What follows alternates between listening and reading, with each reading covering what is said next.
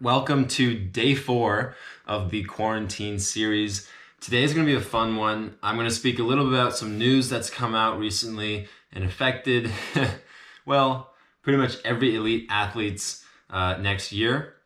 And then we're going to go into some race analysis, and I'm going to go through my 200 IM, which was one of the last, the 50 free was my last race as a 20-year-old, which was a really bad 50 free. It was like a 24.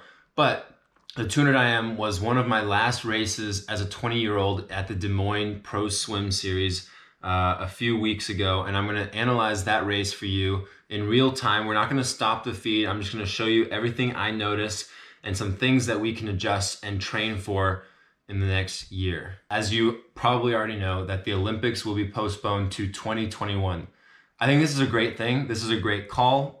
It's one thing for me that's really important and vital, and I think it's been a really interesting perspective for the athletes to see, is that the IOC is taking not only the broad community's interests at heart, but also what the athletes are speaking. I don't know if you know that the Canadian federations and the Australian federations both announced that they would not send athletes to the Olympic Games if they were to take place in 2020, because they believe so strongly that it was the wrong call to move forward with hosting the games.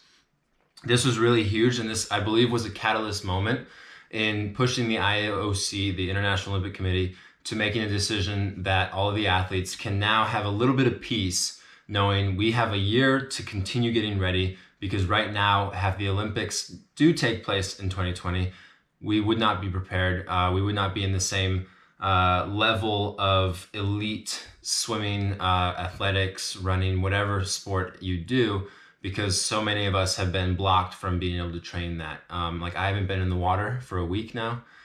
Fortunate enough to have the ocean, but that just closed 2 days ago. So now I can't swim in the ocean. I can't paddle. I can't surf. We're literally stuck at home for the time being, doing what we can as athletes to stay mentally healthy, physically healthy, and just kind of get through the season. And I do believe it will pass, but we're prayerful that it, passes sooner than later. But with this change, you're probably asking, so what are you going to do differently? How does your plan change from now all the way to 2021? So first, it's really important to understand we don't know exactly when in 2021 the games will happen. It will probably be announced within the next few weeks, maybe days, who knows. There's a lot of things logistically that obviously need to be sorted out. I've never played in Olympic Games, and I'm glad I don't have to. And outside of that, what we are doing, and what I'm actually grateful for, is I realize come time to swim the next Olympics, 2021, I'll be most likely 22 years old or late 21, and I'm going to be a stronger man, and my body's going to develop and change. And so we're going to play off of that, and we're going to focus these next few months mostly on creating power and strength outside of the pool, and then doing what we can when we get time and opportunity to get back in the water to translate that into fast swimming. So I think this is going to be a really great season for me. I'm going to continue to get stronger and stronger, and I already feel it. I feel like my body is changing. Muscles are developing that I haven't worked on in a while, and I can feel a bit of that man strength coming into play. And it's going to make a huge difference when I get into the water come 2021 Olympic trials. So pretty cool stuff. And there will be more videos on exactly what we're doing and things like that in our plan. But that's really right now where we're at and what's going to be happening. And I'm pretty stoked about it. As much as I wish the Olympic Games were still going on this year, I choose to see it in a new perspective and see it as a blessing and the opportunity that we still get to be fully prepared, and I get to just become a stronger athlete. So let's jump into the race analysis. I'm going to show off first the above water video, and I will speak through the whole video. If there's anything I feel like we absolutely need to stop and dissect, we'll do that. And I'll try and keep all the splits up and running too, and just talk through my swim. Basically real time, what I see and what I feel needs to be adjusted. And then at the end, we'll do a debrief and see how or what I can do in training sessions to increase my chances of being better next time. The biggest thing for me in my time is not to push the first 50. So everything here, I'm going out pretty quick. I'm fast to the 50. I'm actually the fastest in the world out of any of the top swims in the world. I was out at 24:07. It's actually, if I look at the stats here, right, the only person that came close to that was Keisuke Higino with a 24:4. Backstroke looked clean, underwater was nice and sharp.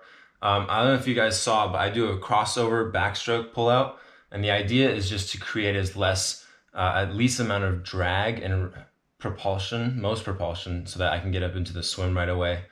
The goal here is something we've been working on in the backstroke is just to increase turnover. So what I realized is if my backstroke's turnover is not high enough, I actually lose a lot of speed. So I can't really go a long 200 pace type backstroke. I need to try and rush it up just so I can keep the tempo. Breaststroke pullout looked a little messy. What I noticed there is off the turn, I was really needing air, and so the pullout was a bit short. So I think if I can extend the pullout and really lengthen out, that'll be a lot better. So this last 15 meters here, you can tell my lats and arms are really starting to get tired. And even in the stroke, a lot of my hands on the recovery is diving pretty deep. And you can see this from some of the underwater clips. The idea now is in that breaststroke is I need to start to be able to recover a little higher, because my breaststroke split was a 33.4 and I know I can be down to 32 pretty easily. This freestyle looks rough. Oh my goodness. Okay, so my freestyle is by far the weakest link in my entire 200 IM. We're coming into the finish here and we'll just stop it right there. So butterfly is solid, 24:07, really smooth, easy stroke, like 24:07s, I can do that all day. Really good. Backstroke was kind of in the middle of the pack. So if we look at times that were swum, so Keisuke Higino's got one of the best times in the world from 2016 to 2019 with a 1:55:07. The split he went on his butterfly was 24:4, 28:4, 34:0 breaststroke, and a 28:1 freestyle. So what you guys will see here is my butterfly, my backstroke, and my breaststroke, even amongst this field, is really solid. It's super strong, it's world class, everything's great, but my freestyle is so bad. And a lot of people have been saying this, a lot of people know this, and yes, we see it on SwimSwam, we see it, we know the freestyle needs some work, but it's cool to know, like at the 150 mark, I'm pretty much on world record pace. All I need to focus on now, I mean, not all I need to focus on, but the biggest thing I need to focus on is my freestyle. So if we go back and we watch this freestyle length, you'll see when I come off the wall, I look pretty tired. So there's definitely something that goes to say it's an endurance thing, but I also think I know how to swim fatigued, but because the 200 IM is such a new race for me, I haven't been racing enough to where I learn how to manage that fatigue inside a race. So obviously, you know, I'd like to swim it more often. That's not gonna happen for a while because all of our meets are canceled. But the idea is now when I train, I need to do as much as I can to create this state of fatigue so that I can learn how to swim an efficient freestyle while being broken down. I think a lot of the times in my training sessions, I can swim 2050s, 3050s, whatever it is, at a really fast split. I can hold under 27 for most of those with 20 seconds rest in between, but that's fresh. That's in a set on its own where all I do is freestyle, or maybe a 200 IM set in front of it. And I need to increase that detriment a bit on the body so that I can know how to incorporate it when it comes time to race like this. So if we look back at the splits, I was 24:07, 29:1, 33:4 in the breaststroke, which should be faster. In training, I can hold under 33s pretty easily. Of course, you add a back to breaststroke turn, and this was something that happened in the morning swim here in Iowa, was my back to breast turn was super messy, so sloppy that when I came off the wall, I was a bit crooked. I remember watching the other guys turn and everything next to me. Andrew Seliskar was next to me, and he had a really sharp turn. He always has sharp turns. But I lost a lot of time there in the morning, so I knew going into finals, if I could just fix up the back to breast turn, there's another half a second easy. So that was something that was a little bit better here, but still a little laggy on the pullout.